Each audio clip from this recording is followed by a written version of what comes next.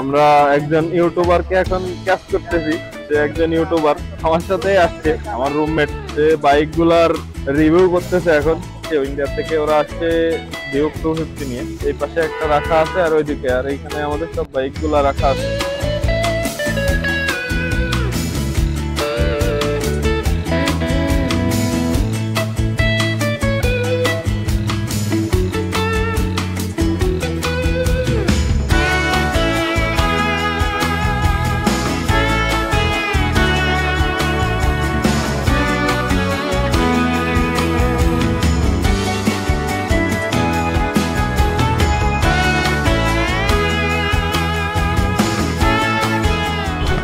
Hello nearest people, আসসালামু আলাইকুম।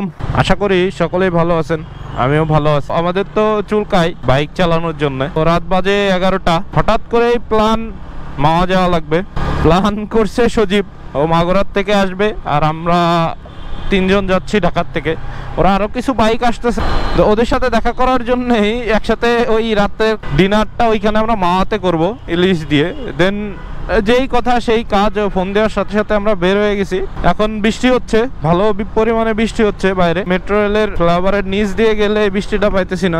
সমস্যা হলো সারা রাত তো ঘুম হবে না, তো কালকে ঘুমের থেকে উঠতে পারবো না। কালকে অনেকগুলো কাজ ছিল, তো কাজ বাদ। এখন কোনো ওয়ে নাই। আমার সাথে যাচ্ছে বাইজিৎ গাজী, ইউটিউবার, আর পেছনে আছে আমার বন্ধু সবুজ। ও আর একটু পরে আমার রাইডার হবে। মাঝে মাঝে আমরা রাইড চেঞ্জ করি। তো রাস্তা ফাঁকা আছে, সমস্যা হচ্ছে না। হালকা বৃষ্টি আছে, কিন্তু ওই বৃষ্টিটাও গায়ে বাঁধবে না আমার মনে হয়। আরামসে আস্তে আস্তে চলে যাব। ধরবো চাংখারপুল ফ্লাইওভার। মাওয়া যাওয়ার জন্য বেস্ট ওয়ে হলো চাংখারপুল ফ্লাইওভারটা ধরা। এটাও মনে হচ্ছে বন্ধ হয়ে গেছে, শরীরের উপর আর পড়তেছে না। এখন সামনে যেয়ে কোথাও যদি আটকাই তো আটকাইলাম, না আটকাইলে নাই। রাতের ফুটেজ আগের থেকেই সরি, ভালো হবে না। তারপরেও কষ্ট করে দেখেন, যদি ভালো লাগে আপনাদের। ইলিশ অপেক্ষা করতেছে আমাদের জন্যে। কতগুলো ইলিশ খাওয়া লাগবে জানি না। ও 2 জন আসছে, মেবি ওরা বাইরের থেকে, ইন্ডিয়ার থেকে। তো একজন নিয়ে আসবে রয়্যাল এনফিল্ড শুনছিলাম, আর আরেকজন নিয়ে আসছে হলো KTM 390। তো এই 2 জন আসছে আর কি ওইখানে। এখন আমি যেয়ে দেখবো ওরা কারা। আমি যদিও জানি না কে কে আসছে, অত ফোনে তো অত ডিটেলস শোনা যায় না। দেন অত ডিটেলস শুনিনি। যদি এরকম হয় তাহলে হয়তো ওই বাইকগুলো রাইড করতে পারি রাতের বেলা। যদিও রাতে রাইড করে তো এভাবে বোঝা যাবে না। বাংলাদেশে আসলে তো আমাদেরও কেনা লাগবে, তো আগের থেকে একটু রাইড করে ফিলটা নিয়ে নেওয়া ভালো। র পাওয়ারটা কেমন। বিজয় সরণি স্টেশনটা পার হচ্ছি, পার হয়ে হাতের বাম দিক দিয়ে চলে যাব বিজয় সরণির র্যাংসের ফ্লাইওভার যেটা, ওইটা ধরে। তা ফাঁকা, ফিলটাও খারাপ না, ভালো লাগতেছে। প্রথম সিগন্যাল আজকের। রাতের সফরে আসলে রাতেও সিগন্যাল থাকে, যদিও গাড়ির প্রেশার অতটা বেশি না। তারপরেও কিছু সংখ্যক গাড়ি আছে বিজয় সরণির এই সিগন্যালটাতে। এইখানে তো 24 ঘন্টায় সিগন্যাল থাকে, এটা আমরা মেনে নিয়েই যাই। এখানে যত লোক যাওয়া আসা করে রোডটা দিয়ে সবাই জানে যে এই সিগন্যালটাতে কোনো ঢাকা শহর ফাঁকা থাকলেও এই সিগন্যালটাতে একটা হলেও গাড়ি থাকে। এখন আছি 7 রাস্তা ফ্লাইওভারের উপরে।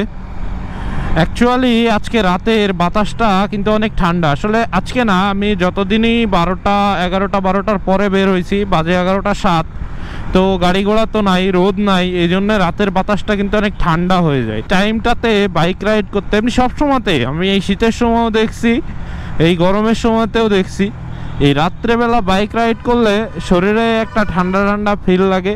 শীতের সময়ও বোঝা যায় না ভাই, যতটা আমরা মনে করি ততটা কিন্তু অ্যাকচুয়ালি বোঝা যায় না। আমরা যেভাবে রাইডিং গিয়ার্সগুলো পরি, এতে শীত লাগে না রাতের বেলাতে। যে এখন বাইক চালাইতেছি রাতের বেলা, এখন কিন্তু গরমটা বোঝা যাইতেছে না। সারাদিন যে পরিমাণে গরম পড়ে ওটা শরীরে বোঝা যায় যে গরম পড়তেছে, কিন্তু এখন ওইটা আর বোঝা যাইতেছে না যে আসলেই গরম পড়তেছে। তো অবস্থা জরাজীর্ণ, প্রচুর ভাঙাচোরা রাস্তা। এর ভেতর দিয়ে আসলে রাইড করাটাও যন্ত্রণাদায়ক। কোথায় যে গর্ত আছে বোঝা যায় না। ওই গর্তে পড়লে মানে বিচি, বললাম না, বিপ লাগবে। সাবধানেই চালানো লাগে। এটা ঢাকা শহরের এই রাস্তাতে এরকম বেশি হয়। এর আগে একদিন ওরকম তো গর্ত মেরে দিয়ে মানে একটা করুণ অবস্থা হয়ে গেছিল। ম্যানহোলের ঢাকনাগুলাতে বেশি ঝামেলা করে। ম্যানহোলের ঢাকনাগুলো এমনভাবে করে রাখছে, এই রাস্তা উঁচা করে বাট ওই ঢাকনার জায়গাটা উঁচা করে না। 80% জায়গাতেই দেখছি ওই জায়গাটা ঢালু নিচু থাকে ম্যানহোলের ঢাকনার, আর বাদ বাকি জায়গাগুলো উঁচা করে রাখে। প্রায় ছায়াতে উঠে পড়ছি, উঠেই তো ভালো জোরে বৃষ্টির কবলে পড়লাম। ভালো জোরেই ফোট পড়তেছে, আর বাইক চালাইলে এমনিতেই বৃষ্টিটা শরীরে জোরে লাগে, তো বোঝা যাচ্ছে যে ভালোই হচ্ছে। এরকম 10-15-20 মিনিট একবার চালাইলে ওদিকে মা চলে যাব আর এদিকে পুরাটাই ভিজে যাব আর কি, আমার যা মনে হইতেছে। কোনো পেইন নাই, কোনো টানাটানি নাই, আজকে একদম রিল্যাক্স ট্যুর। সামনে যে দাঁড়ানোর জায়গা খুঁজতে হবে, এভাবে গেলে হয়তো ভিজে যাব। এই দাঁড়াবো বন্ধু, ওই সিজে দাঁড়াই যাত্রী ছাউনিতে। আমি রাইট নাও পিলিয়ন, আমি অনেকদিন ধরে পিলিয়ন হয়ে বসি না। আমার বন্ধু এখন চালাইতেছে সবুজ, খুব সুন্দর বাইক চালায়। ওর পিছনে বসে আমি একটা ভরসা পাই যে না, আমি আসলে কারোর পেছনে বসতে এভাবে ভরসা পাই না, ওর পিছনে চললে আসলে এই ভরসাটুকু পাওয়া যায়। ওর সাথে তো আমি অনেক জায়গায় ট্যুর করছি। আমি যখনই পিলিয়ন হিসেবে, আমার পিলিয়ন হিসেবে কেউ গেলেই সেটা হলো সবুজ। আমি অন্য কাউকে কখনো পিলিয়ন হিসেবে নেই না, ওই যাই সাধারণত আমার পিলিয়ন হিসেবে। তো আমার কাছেও ভালো লাগে, ওর বাইক চালানোর স্কেলটাও খুব সুন্দর। যে নর্মালি বাইক চালাইতে পারে সে আরেকজনের বাইকে বসে থাকলে তার মানে একটা প্রবলেম হয়, সে ভয় লাগে আর কি, সে যতই ভালো বাইক চালাইতে পারুক না কেন। তো আমার ফ্রেন্ড সবুজ বাইক চালাইলে আমার কখনো এই ভয়টা করে না। টোলে ওঠার আগে হাতের ডান সাইড দিয়ে ব্রিজ পাশ দিয়ে আর কি যে রাস্তাটা চলে যায়, এটা আবার ব্রিজের নিচ দিয়ে মাঘাট পর্যন্ত চলে যায়। তো আমরা এখানে চলে আসছিলাম অনেক আগেই।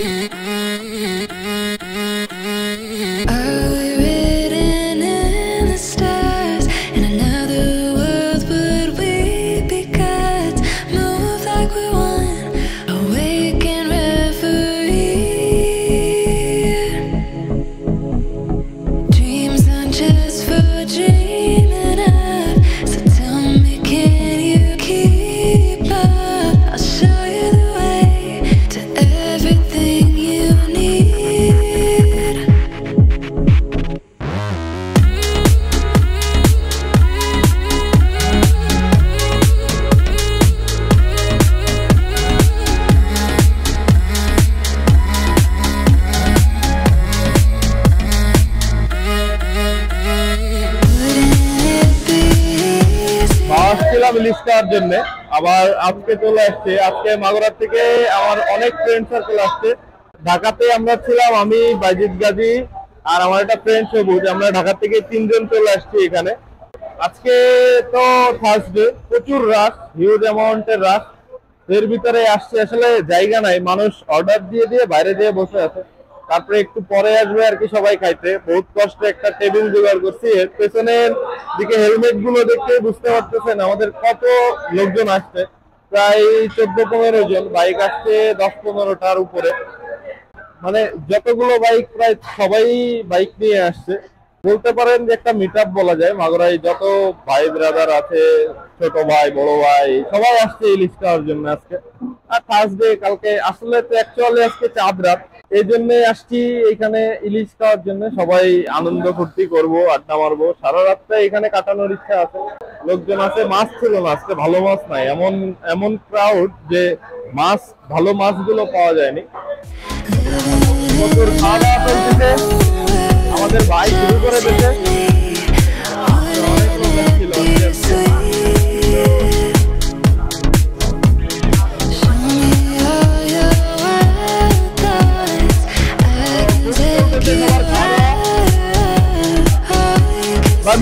মুখে নিয়ে বলেন খাবার কেমন হয়েছে। ঠিক আছে ঠিক আছে,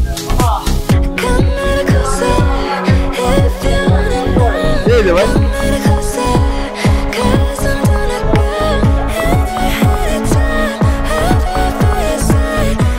মতে ইলিশ খাওয়া দাওয়া শেষ, সবাই যার যার মতো বের হয়ে গেছে। আমরা বাসায় ঢোকার জন্যে ভাবলাম যে 3:56 বাজে, আমরা আস্তে আস্তে বের হয়ে যাই। ঢাকায় যাইতে যেতে এমনিতেই 4:45 এরকম বাজবে। আস্তে আস্তে যাব, চিন্তা আছে একদম স্লো যে ঢাকায় ঢুকবো। এটার জন্য একটা সুবিধা হবে যে দারোয়ান উঠে পড়বে, ওকে আর ডাকাডাকের ঝামেলাটা করা লাগবে না। এই জন্যে একটু আগে আগে বের হয়ে গেছে আমি আর বাইজিৎ গাজী, আমরা দুইজন। কারণ আমরা যেহেতু বাসায় ঢুকবো, সবাই কেউ মাগুরাতে চলে গেছে, যাদের যেখানে কাজ তারা আস্তে আস্তে সেখানে চলে গেছে। আমার ফ্রেন্ড সজীব ও নারায়ণগঞ্জ চলে গেল। দেন চিন্তা করলাম যে এই মানে এখানে বসে থাকার থেকে ঢাকার দিকে ব্যাক করাই বেটার।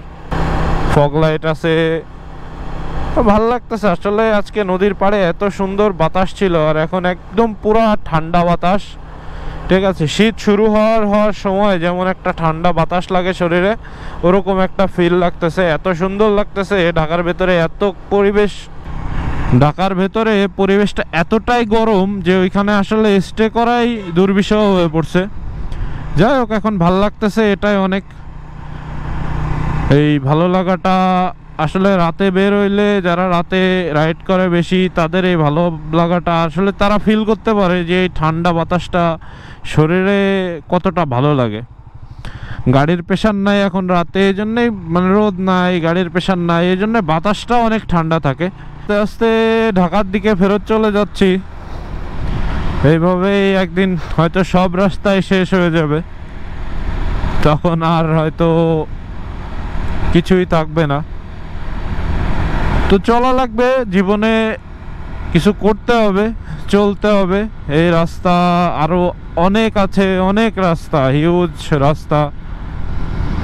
তো রাস্তাগুলো পার করতে হবে হেঁটে হেঁটে। আমরা তো বাইক নিয়ে পার করতেছি, হয়তো একটু আগেই পার করে ফেলতে পারি। তো এইভাবে আপনাদের সাথে দেখা হইতে থাকবে, ভালো লাগাগুলো থাকবে, আপনাদের ভালোবাসাগুলো সাথে থাকবে। আপনারা ভালোবাসা দেন, এই যে ভিডিওগুলো দেখেন, আসলে ওগুলো ভালো লাগে। বেশি বেশি লাইক, শেয়ার, সাবস্ক্রাইব এগুলো করে দিয়েন। তো সবাই ভালো থাকবেন। চলে আসছি ঢাকার ভেতরে, অ্যাকচুয়ালি টিএসসিতে আর কি। বিদায় বেলা হয়ে গেছে, বিদায় নিতে হবে, চলে যাবে একবারে বাসার দিকে। ভালো লাগতেছে না, শরীরটা একদম ছেড়ে দিছে। সবাই ভালো থাকবেন। ভিডিওটা যদি ভালো লাগে লাইক, শেয়ার, ফলো, সাবস্ক্রাইব এগুলো করে দিয়ে ধন্যবাদ।